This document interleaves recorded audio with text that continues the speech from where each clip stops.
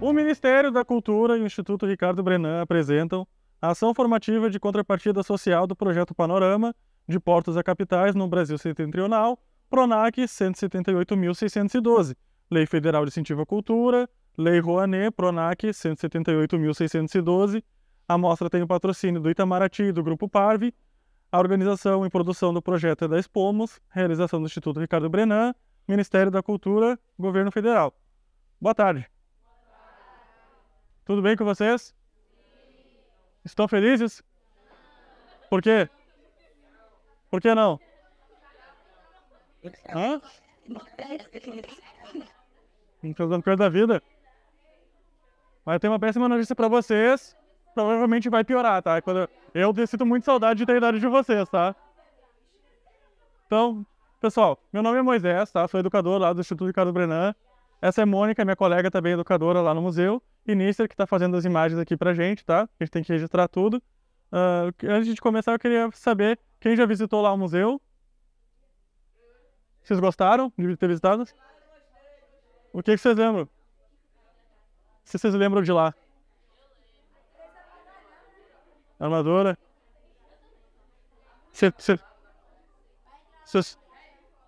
Na última terça-feira do mês, é?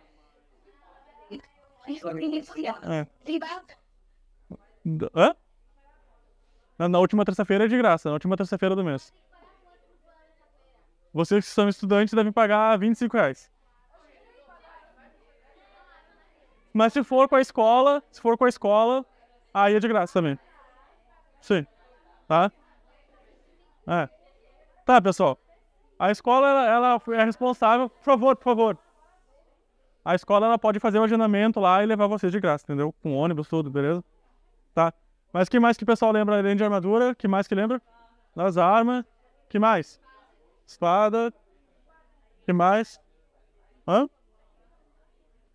Bom, pessoal, quando vocês forem lá, vocês vão ver tudo isso. Por favor, pessoal, vou fazer os silêncios. Está assistindo. Tá. Beleza? Valeu.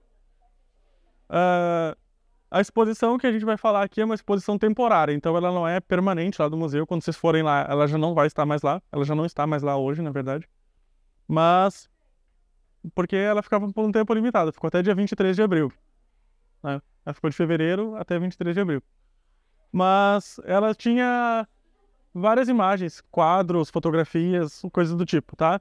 Eu vou mostrar aqui algum deles para vocês e falar um pouco sobre eles para vocês conhecerem um pouco do período da história do Brasil. Beleza? Nossa. Então, o nome da exposição...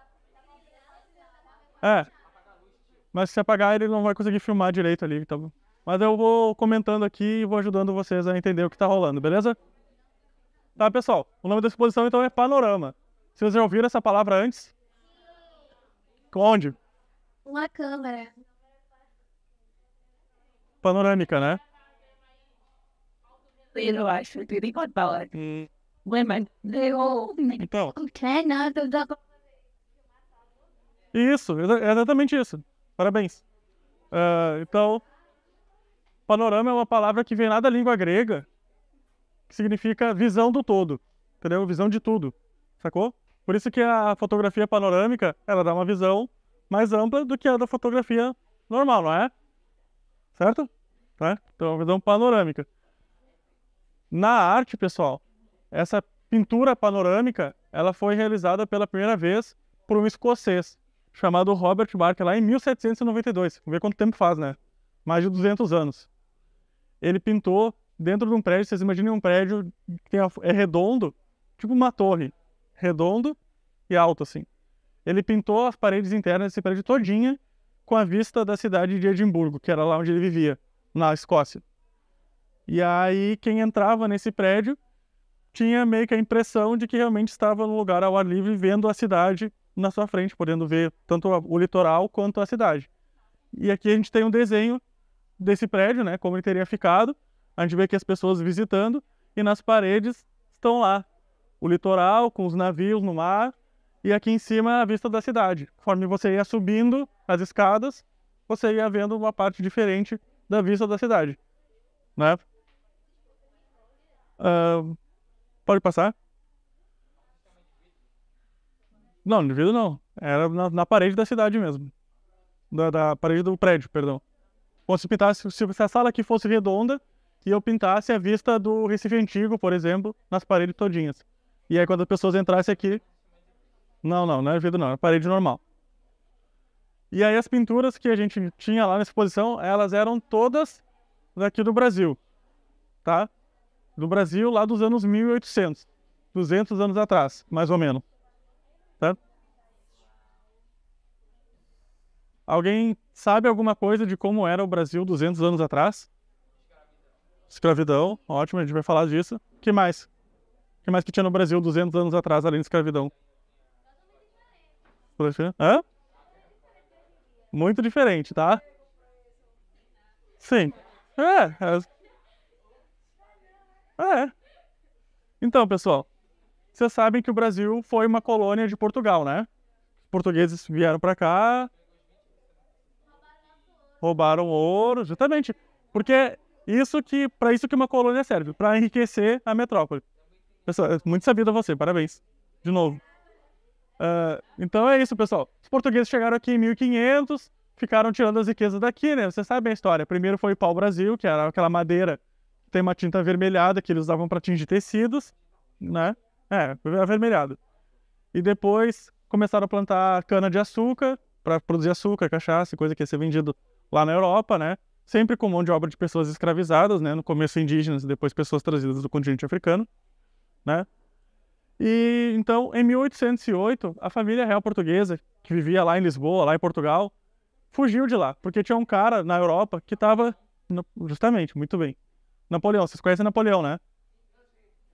Então, ele se declarou imperador lá da França e começou a querer conquistar lá os territórios vizinhos. Portugal estava na mira e com medo, com medo de ser talvez presa, a família real portuguesa quis fugir para sua colônia mais rica, que era o Brasil. Então eles pegaram os navios e vieram para cá. Não, o Brasil já tinha sido invadido. 300 anos antes, né? Isso, depois. E aí, quando eles chegaram aqui, primeiro eles deram uma passada em Salvador, que um pouco antes deles chegarem tinha sido a primeira capital do Brasil, né? Quando o Brasil era uma colônia ainda. E aqui a gente tem um quadro representando isso, né? A passagem da família real pela cidade de Salvador. Mas como o Brasil era uma colônia, basicamente o que tinha aqui era fazendas e coisas que ajudavam na atividade comercial, de extrair esses produtos daqui e levar para lá. Mas aí quando a família real vem para cá, eles eram pessoas que viviam de um determinado jeito lá em Portugal e queriam manter esse modo de vida aqui. Então eles mandaram abrir e construir bibliotecas, universidades, banco, gráfica para imprimir papéis, jornais e coisas do tipo, né?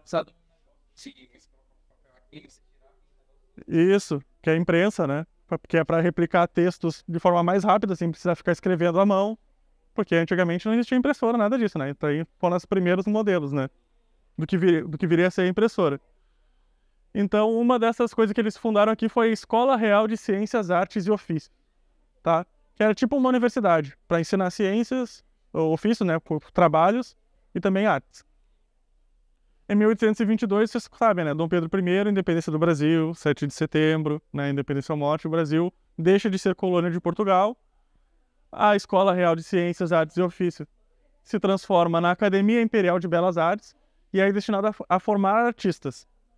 Pintores, escultores, compositores, escritores, tudo isso começa a ser formado aqui no Brasil. Até então, os artistas que viviam aqui, que produziam aqui, ou eles aprendiam por si mesmos a fazer sua arte, ou então eles estudavam fora do Brasil, geralmente na Europa, que era onde tinha essas coisas, né? Pode passar. E aí no título da exposição tem essa palavra aqui estranha, né? Setentrional. Alguém já ouviu essa palavra antes? É uma palavra bem mais estranha que panorama, né, gente?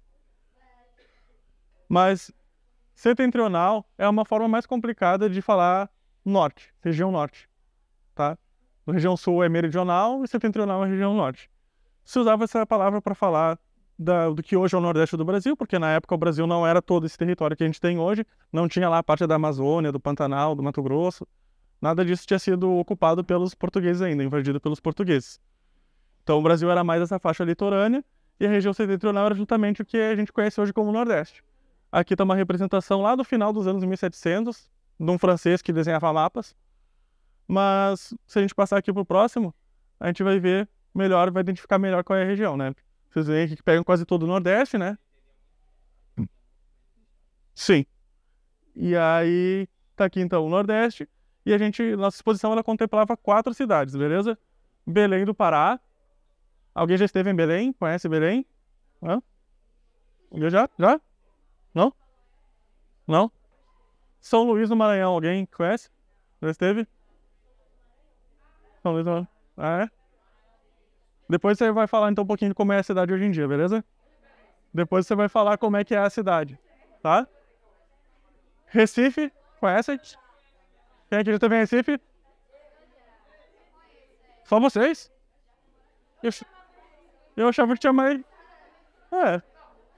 Eu achava... É. E Salvador, na Bahia? Alguém? Salvador, na Bahia? Salvador? Tá pra ir? Ninguém mais esteve em Salvador, na Bahia? Não?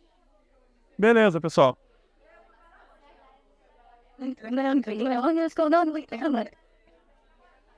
Tá, pessoal? Vamos continuar aqui pra gente terminar no tempo certinho, porque quando terminar eles vão sair, não é? Vai encerrar a aula, né? Então é isso. Quanto mais vocês ficarem falando, mais eu vou ter que esperar vocês pararem de falar, mais vai demorar, mais tarde vocês vão poder sair da escola, né? Então, pode passar o próximo. Então a primeira cidade que a gente vai falar é Belém, né? Belém, ninguém conhece, né? Eu também não. Mas aí eu fui estudar sobre a cidade para poder falar um pouquinho para vocês, tá? A gente tem essa imagem aqui que é uma fotografia que estava lá na exposição, que mostra justamente o litoral lá de Belém, né? O que essas 4 cidades têm em comum? Alguém poderia me dizer alguma coisa? Sim. E o que essas 4 cidades, Belém, São Luís, Recife e Salvador, têm em comum? Praia. Capitais. Ótimo. 2 pontos que eu queria falar. Hã? Não família não. Mas é isso. Praia, porque estão no litoral, e são capitais. Ótimo. São os 2 pontos mesmo que eu queria comentar. Por quê, né? Porque os portugueses vieram para cá de navio, né, gente? Não existia outro meio de atravessar o oceano que não fosse de navio. Então eles chegavam... Não existia ainda. E aí então eles chegavam de navio, e o primeiro lugar que eles viam era o litoral, e o primeiro lugar que eles pisavam era o litoral. Então geralmente eles paravam os navios num lugar em que os navios pudessem ficar em segurança, e ali eles começavam a estabelecer, digamos, a base deles, né? As cidades todas elas começaram pelo litoral, pelo porto, né? E elas são as capitais justamente também porque tinha uma posição importante ali, foram um lugar onde foram chegando, onde começou a se desenvolver essas cidades, depois as províncias, né? As capitanias, províncias e hoje os estados. Então a gente tem essa imagem aqui do litoral justamente, e aqui uma foto atual da cidade de Belém, e a gente vê essa igreja aqui, ó, ela tá aqui, né? Ela existe ainda hoje, né? Então essa foto aqui, ela é lá de 1860, mais ou menos, e essa aqui é bem mais recente. Pode falar. Se fosse do ano que estamos na final. É, justamente, porque não existia fotografia, né? Mas a gente vai ver depois aqui uma pintura de 1640, aqui do Recife. E... Então, o terreno lá onde fundaram a cidade de Belém era um terreno muito alagado. Tinha muita água, e era uma água que ficava parada lá. Não era uma água que dava para beber, não era uma água que servia para lavar roupa, era uma água que não servia para nada. Não, porque várzea eu acho que é uma coisa mais associada a um rio. Lá é um alagado mesmo, tipo um lago, tipo um pântano. Aquele negócio do mais a água do nada. Foram desenvolvendo conforme foram se estabelecendo lá, né, gente? A gente vê aqui que aqui é uma cidade bem diferente daqui, embora tenha a igreja já existisse, por exemplo, né? Então, chegou uma hora que a cidade estava crescendo e esse alagado, que chamava Alagado do Piri, ele estava impedindo a cidade de crescer. Então os políticos lá decidiram que tinham que secar esse alagado para a cidade continuar crescendo. Eles foram lá e começaram mandaram trabalhadores cavarem fossas para essa água escorrer para o mar e secar todo aquele terreno e a cidade continuar crescendo. Se hoje vocês forem a Belém, vocês não vão ver o alagado porque ele não existe mais, a cidade passou por cima dele. Tem ruas, casas, bairros por cima desse grande terreno que era um lago antigamente.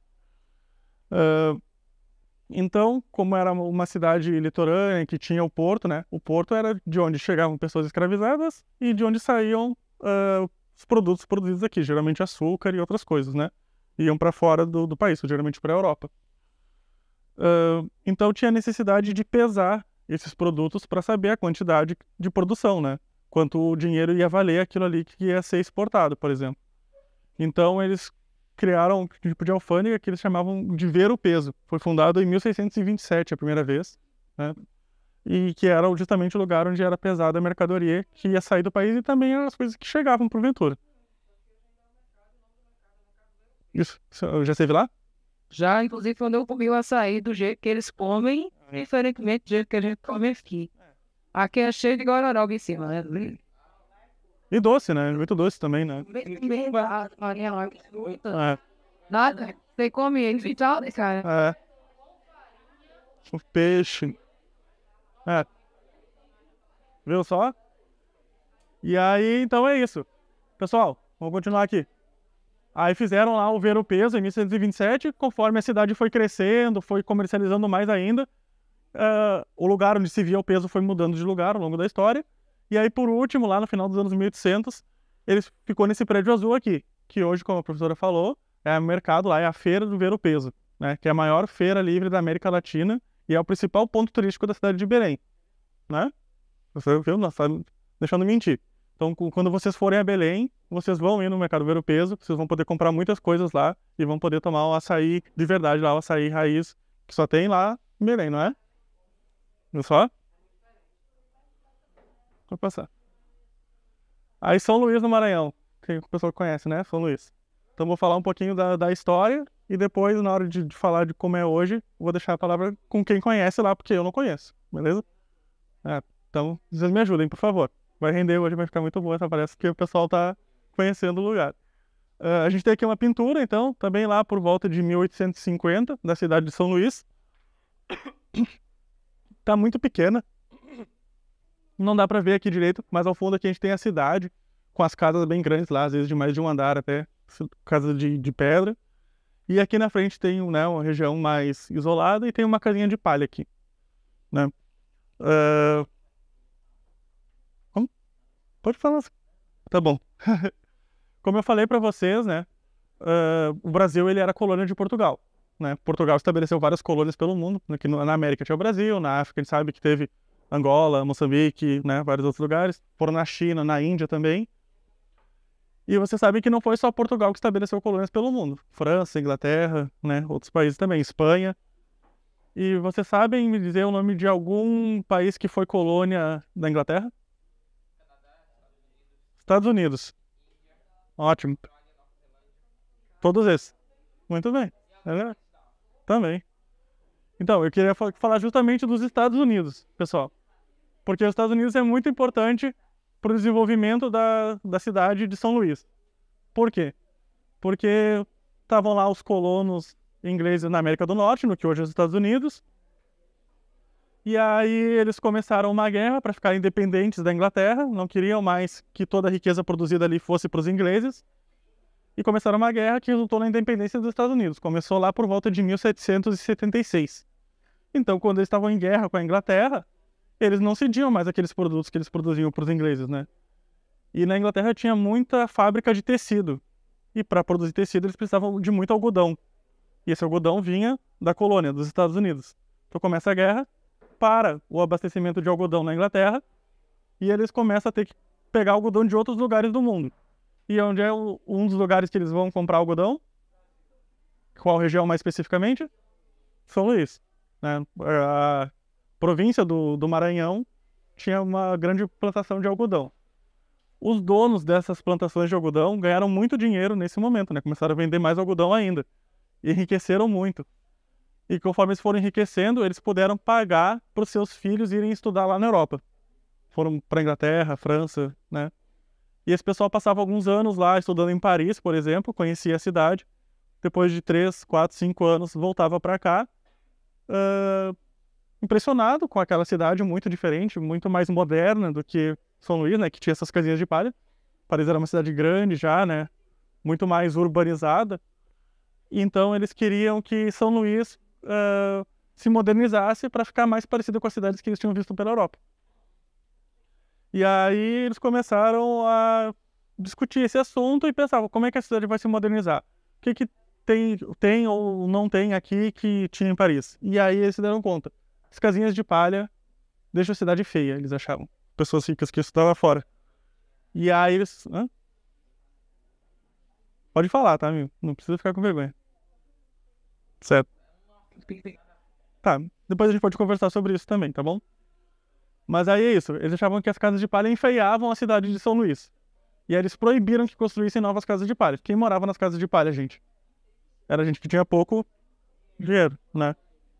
Então, aí eles também proibiram que animais magros e doentes andassem pelas ruas da cidade.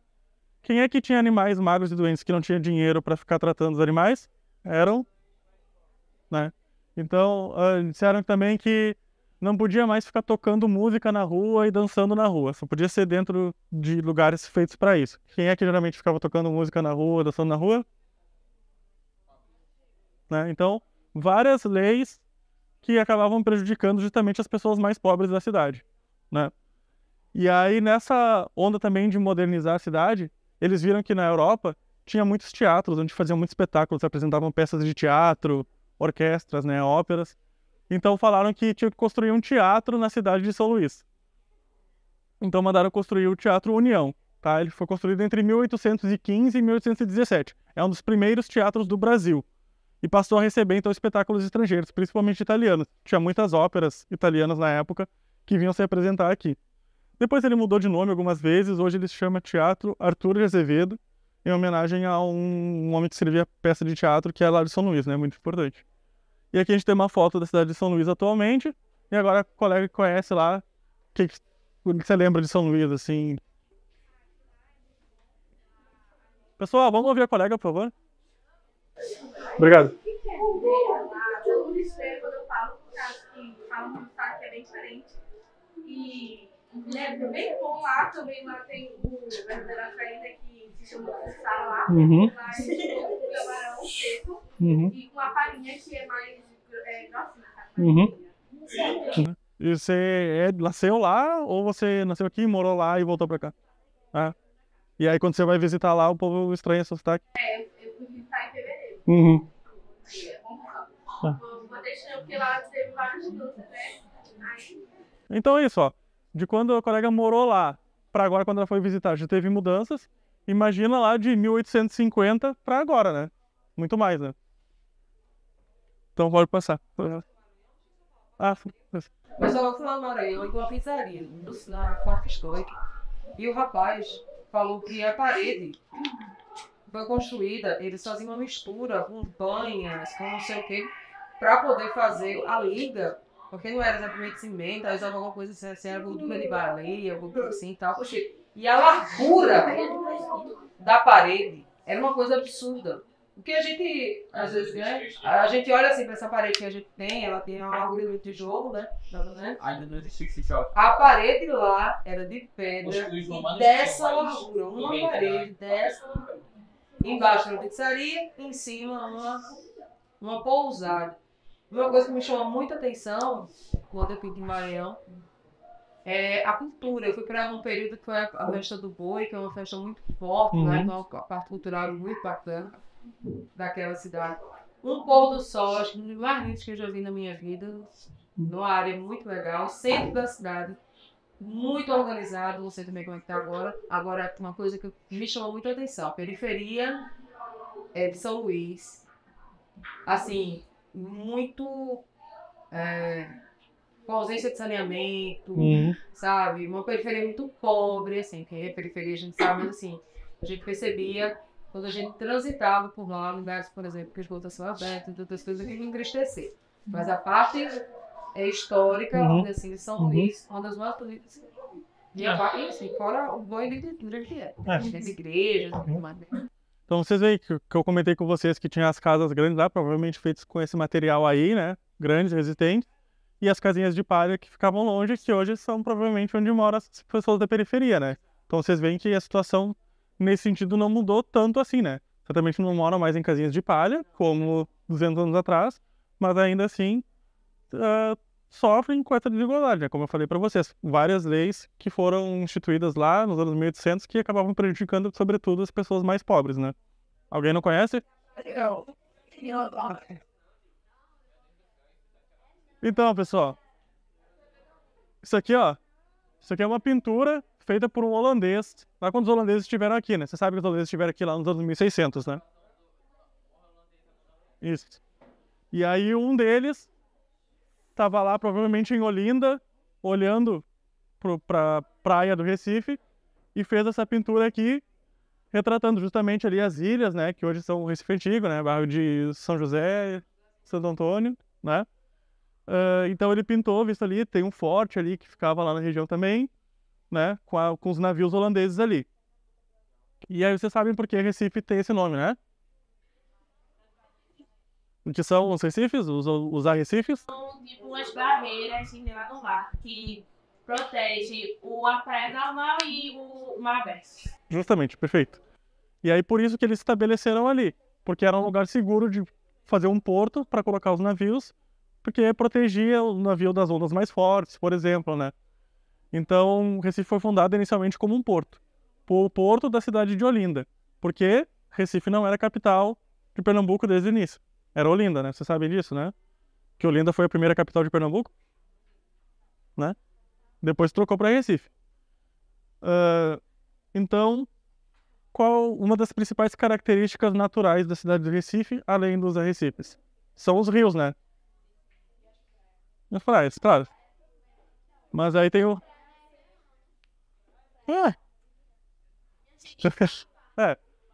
E aí tem os rios, né? Capibaribe e Beberibe são os maiores deles, né? E aí eu quero que vocês me digam para que servem os rios hoje. Esses dois rios, por exemplo. Para que se usa o rio hoje em dia, pessoal? Água doce, passear, pescaria, tomar banho, pesquisas. Então, pessoal, vocês falaram aí já... Tá, pessoal? Vocês falaram umas 5 utilidades aí do rio e nenhuma delas foi transporte. Não se usa mais o rio para transportar coisas hoje em dia, né? Praticamente. Usa para passeio e tal. Mas nessa época aqui, os rios eram muito importantes justamente para o transporte. Porque tinha toda a produção, principalmente da cana-de-açúcar, que vinha lá do Agreste e era transportado justamente pelos rios, né? Para chegar até o litoral, até o porto, para onde ia ser vendida, geralmente para fora, mas também para dentro do próprio Brasil, né? Porque o Recife, ele era um porto muito importante no que a gente chama de navegação de cabotagem, que era uma navegação feita em trechos curtinhos que saíam de um porto de uma província e parava na outra. Saía da província e parava na outra. Então saía lá de Natal, por exemplo, parava em João Pessoa, depois parava em Recife, depois parava, né? E ia descendo, descendo, descendo. E a cada parada ia trocando um pouco das mercadorias, né? Porque uma coisa que produzia num lugar não produzia no outro, então precisava. Então ia se fazendo esse tipo de comércio, né? E é interessante a gente pensar nos rios que é isso. Antigamente, a principal função dos rios era o transporte. Era, digamos, as vias mais rápidas para a produção chegar no litoral. Hoje em dia, ele é meio que o contrário disso. Hoje em dia, ele atrapalha o nosso transporte porque a gente anda pelas ruas, de carro, né? De ônibus, de metrô. Por isso que se construíram as pontes para passar por cima dos rios, né? Os rios perderam a importância de transporte e passaram a ser um pouco... Sim. Então, é interessante a gente pensar como o rio que estava lá há muito tempo tinha uma função e a gente se transformou enquanto sociedade, vieram novas tecnologias e o rio passou a ser meio que um problema para uma coisa que ele era muito útil antigamente, né? Então é isso. O rio continua existindo, ele é o mesmo e a gente muda a forma que a gente se relaciona com ele ao longo do tempo, né? E se a gente for trazer as questões ambientais, o rio acabou virando um grande explotação ambiental, que é lamentável e triste. E aí, quem trabalhava no Porto do Recife 200 anos atrás? Quando eu perguntei o que tinha 200 anos atrás no Brasil, vocês falaram algumas coisas: escravos, né? Pessoas escravizadas e também algumas pessoas livres que nos documentos da época aparecem como pessoas livres de cor, né? Então, as pessoas, na sua grande maioria, eram pessoas trabalhadoras, né? Pessoas das classes mais pobres, que trabalhavam de fato, não eram os donos das terras, né? Nem os administradores da cidade, da província. E a gente tem, lá no início dos anos 1800, a Revolução Pernambucana. Vocês já ouviram falar na Revolução Pernambucana? Pernambuco ficou um país independente do Brasil. Já ouviram essa história? Né? Frei Caneca, Confederação do Equador em 1824, né?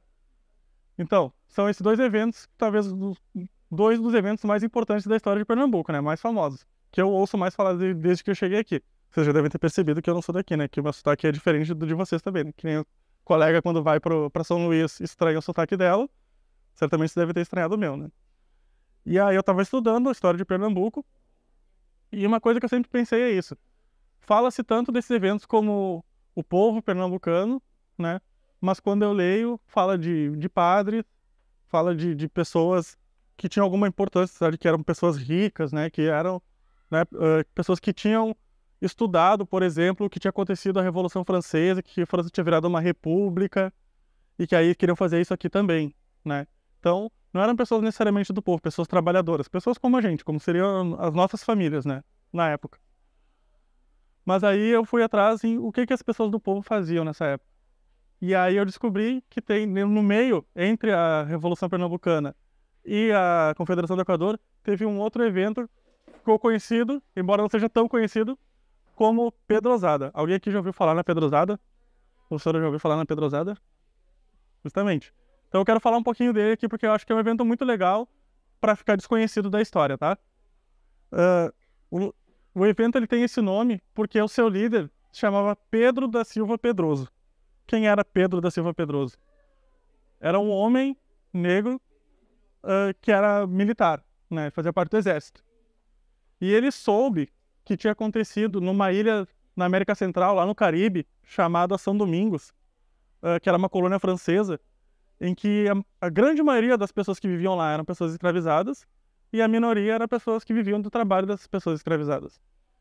E lá, essas pessoas escravizadas perceberam que ela era um número muito maior e se organizaram, se revoltaram e botaram para correr as pessoas brancas daquela ilha.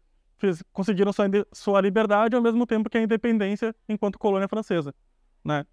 E aí então essa ilha passou a se chamar Haiti. Quem já ouviu falar no país Haiti, né?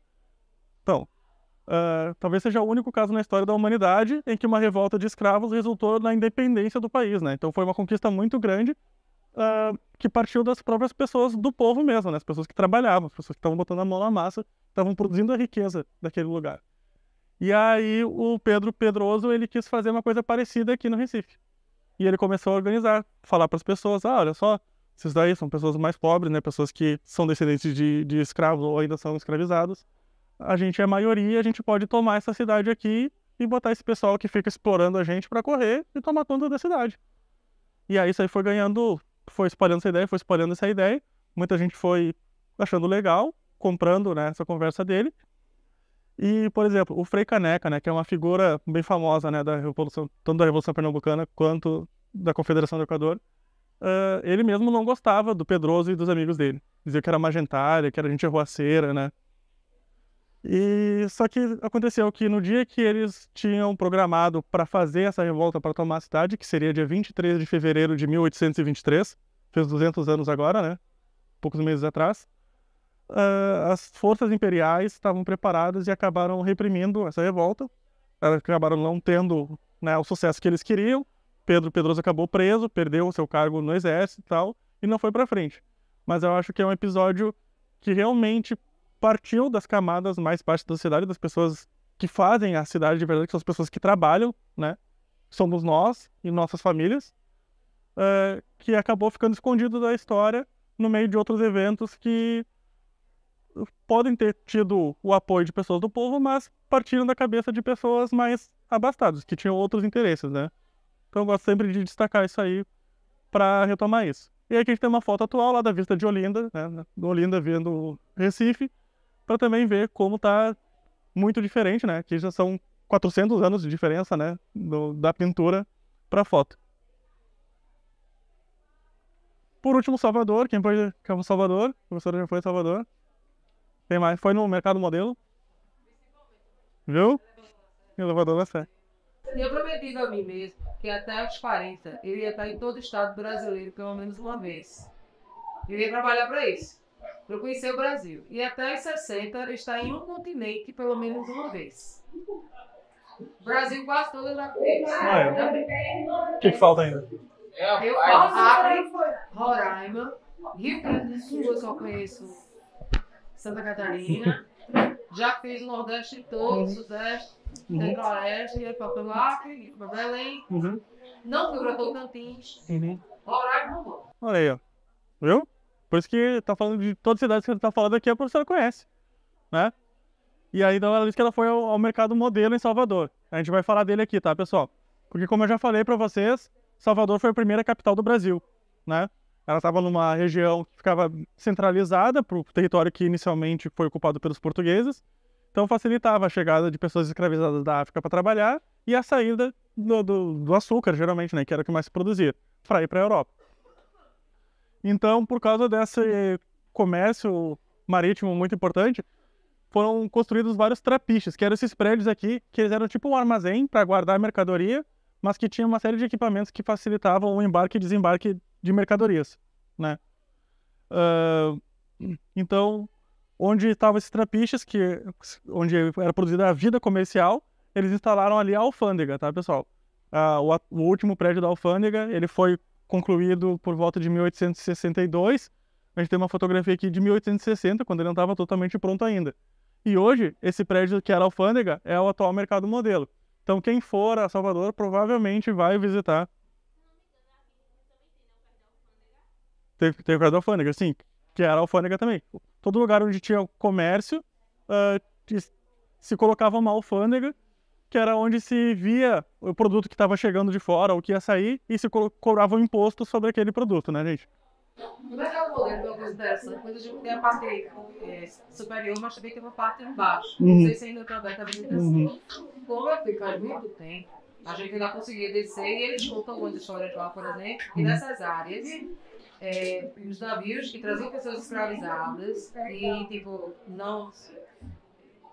Enfim, apesar de eu ter iniciado o processo da multidão escrava, eles ficavam ali embaixo até ser transportados para as fazendas. É uma história muito triste. Sim. E o pessoal conta como se fosse uma galeria, é úmido, é escuro, é muito absurdo, né? Esse período da história do Brasil é muito cruel, absurdo, então eles mostram. Não sei se ainda pode descer, mas na época que eu fui poderia. Quando eu for lá, eu vou dar uma olhada. Eu não sei se ainda pode, mas eu fiquei muito impactada, inclusive com o espaço. É um espaço bem saúde. E provavelmente depois de 1850, né, quando foi proibido o tráfico, né, que aí sim que se usou mais ainda. Que vem a história do Porto de Galinhas também, né, eu não falava mais que chegou escravo, chegou galinha, era um porto, né. Então, o Porto de Salvador, ele era muito importante não só para o comércio externo, para essas coisas que não só por conta do que ia sair para fora do Brasil, mas também para abastecer a própria cidade de Salvador. Muita coisa que precisava para vida na cidade de Salvador era produzido no interior do estado e era transportado através dos rios até lá o Porto de Salvador, para onde seria distribuído para a cidade, então, para atender as necessidades de quem vivia em Salvador, né? E aí foi na Bahia que se desenvolveu uma das primeiras companhias de navegação a vapor. Até então, os navios eram todos Vila Vela, dependiam do vento, das condições naturais, né? Do mar estar calmo também, né? Para facilitar. Com a navegação a vapor, então, os navios eles ficam mais ágeis, mais rápidos, então dinamiza, né? Essa atividade comercial. Então, Bahia acabou sendo um dos lugares pioneiros no Brasil a desenvolver a navegação a vapor. Aí tá aqui então, né? A antiga alfândega, que hoje é o mercado modelo, tá aqui o elevador Lacerda, ó, né? Então, que também foi o primeiro elevador urbano da América, né?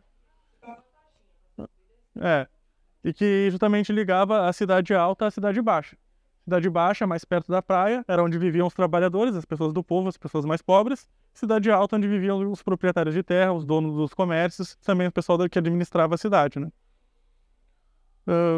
Pode passar, a gente encerra a palestra aqui. Aqui tem os textos que eu li para montar essa apresentação para falar para vocês. Se um dia vocês quiserem ler e saber de onde eu tirei tudo isso, eu não inventei nada da minha cabeça, tudo está aqui nesses textos, tá, pessoal? E meu muito obrigado a vocês pela atenção, pela paciência, pelas contribuições. Pessoal, só para finalizar, olha só, a gente já conhecer a nossa história. A gente sabe que muitos do que nós temos hoje tem uma origem. Recentemente que eu falo assim, não tem um ano ainda, eu fui para uma palestra no Museu da Abolição. E lá, numa fala muito interessante, numa palestra como essa, numa troca de momentos, de experiências, enfim, como essa, uma moça, ela sempre reforçou uma situação, Amanda e Raquel, chefe. Presta atenção. Amanda não, Vitória. Eita, Sofia. Qualquer coisa, presta atenção. Aqui, uma vez eu vi uma fala interessante, assim, porque a base é rodeada de comunidade. Eu falo isso. Quem aqui já mora numa comunidade? Né? Já visitou, já morou, ainda mora. É muito interessante. Eu vou deixar aqui uma coisa para vocês pensarem. Qual é a origem das comunidades? Pesquisa isso, você vai entender muita coisa. Envolve relação de poder, tem resquício no período da escravidão, entre outras coisas. Muitas perguntas vão ser respondidas se vocês fizerem essa pesquisa. Ainda tem muitas exemplos da escravidão até hoje, né? Que dá origem às comunidades. Pronto, exato. Mas a origem dela em si está intimamente ligada. Pesquisem e vocês vão ter algumas respostas. Pessoal, só uma coisa então, por aproveitar o gancho da professora. O Brasil é um país que é muito mal resolvido com a sua própria história, tá? Prestem só atenção. Quando o Brasil ficou independente de Portugal, quem foi que ficou governando aqui no Brasil? Dom Pedro, que era português, né? Então, pessoal, ficou independente e o português ficou governando. Aí, lá em 1888, teve a abolição da escravidão. Libertaram as pessoas escravizadas. Mas quem foi que recebeu um dinheiro depois de acabar a escravidão? Os senhores. Então, deram dinheiro para compensar a perda dos escravos para quem já tinha muito dinheiro. E quem foi libertado foi largado na rua à própria sorte, sem ter onde morar, sem ter... né? E aí depois a gente teve o período da ditadura militar, ali de 1964 a 1985, em que quem se manifestava contra era preso, torturado, morto, mas quando se acabou a ditadura, fizeram uma anistia, que é tipo um perdão pelos crimes cometidos nesse período, mas quem era de oposição pagou pelos crimes durante a ditadura. Então essa anistia serviu só para aqueles torturadores que cometeram barbaridades durante esses 21 anos. Então é isso. Quando se acaba um período da história do Brasil, geralmente dá um jeito de se acobertar, de beneficiar quem estava fazendo as piores coisas naquele momento, sabe? Então o Brasil é muito mal resolvido com a sua própria história, por isso que a gente tem que estudar muito a história do Brasil. Eu vou continuar aqui a falar dele para dizer. Nós precisamos conhecer a história do país que a gente vive, da cidade onde a gente mora, do bairro onde a gente está. A história do bairro da Várzea é uma das coisas mais bonitas que existe. Tá? Tanto a questão da construção do bairro em si, como as questões culturais, a relevância política, econômica e social do bairro da Várzea é muito grande. Cultural. Tá? Cultural, especialmente. Quando Moisés traz essa história aqui, o Brasil ele é muito mal resolvido com a sua história, eu vou dizer. A história do Brasil é cruel, sanguinária, mentirosa, absurda, abominável. Mas, quando vocês eram pequenos, no livro que vocês usavam, quando era pequenininho, criancinha, tava lá, Pedro Álvares Cabral, todo sorridente, vindo naquela cara dela bem bonitinha, e eles diziam, olha o espelho. Nada daquilo existe. Doenças, abuso sexual, violência, estupro, tudo que vocês possam imaginar, essa é a origem do Brasil. Por isso que a gente tem que aprender, por isso que a gente tem que ter momentos como esse, por isso que a gente tem que se conscientizar, porque a nossa história precisa ser modificada. E quem vai modificar, a gente pode até ter começado lá atrás, mas são vocês e a informação que vocês vão passar adiante. Se vocês realmente acharem que é uma história legal, bonita e que vão contar assim eternamente, então a gente nunca vai ter justiça social, reconhecimento. E muita gente, inclusive daqui da estação, que está aqui presente, vai dizer, cota pra quê? Eu já escutei muita gente. Quando você estuda a história do Brasil, você vai entender o porquê da cota racial, o porquê da cota da baixa renda e o porquê de outras cotas. Isso é uma correção histórica. Isso só vai ser observado quando vocês conhecerem a história do lugar onde vocês vivem. Parem de ser massa de manobra. Sabe o que é ser massa de manobra? Alguém diz o que é bom para vocês e vocês vão atrás. Sim, senhor, sim, senhor, sim, senhor. Aprendam a questionar. Mas para questionar eu tenho que aprender. Eu tenho que estudar. Levem a sério o estudo. Não acho que vai ser fazendo as dancinhas de macaquismo no TikTok vai resolver a vida de ninguém, não. Porque quem conseguiu furou uma bolha. E é uma bolha que de 1 milhão, um consegue. Tá? Então a primeira coisa que vocês têm que fazer é reconhecer como cidadão, como cidadã, e você começa assim.